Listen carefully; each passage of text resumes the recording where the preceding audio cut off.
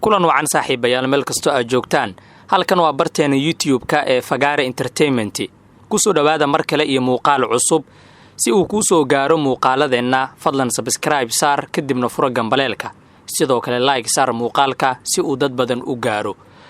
way kula fududahay inaad intaasi noo sameeyso balse anaga faa'iido badan ayay noo leedahay waa hagaag showgii qarniga bandhig faneedkii sanadka cusub 2022 ayaa xalay gilgilay magaalada Muqdisho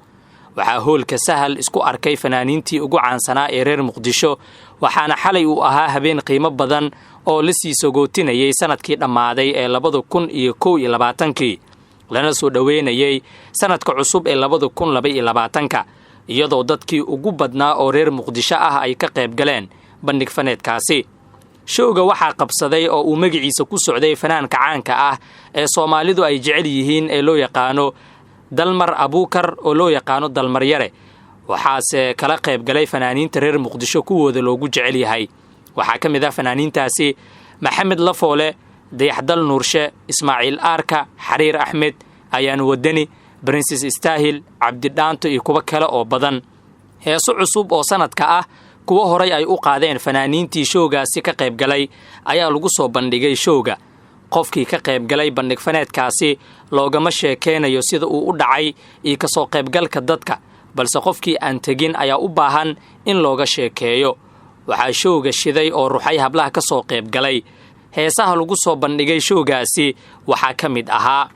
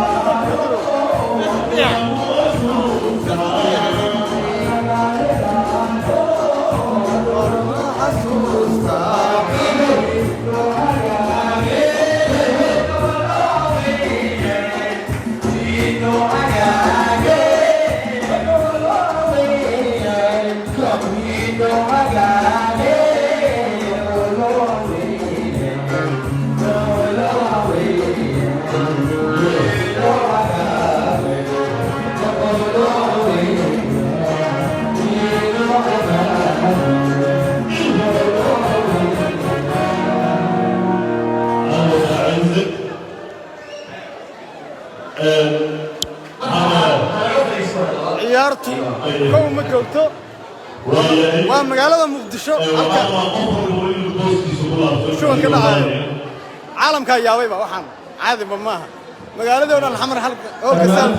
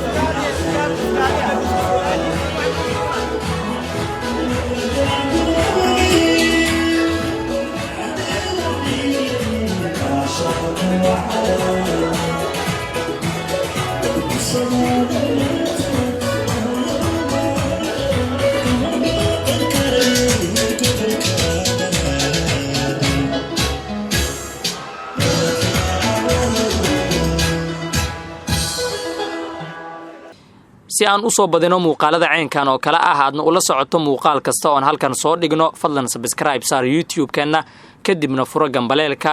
sidoo kale la garay muuqaalka si uu dad badan u gaaro waad mahadsantihiin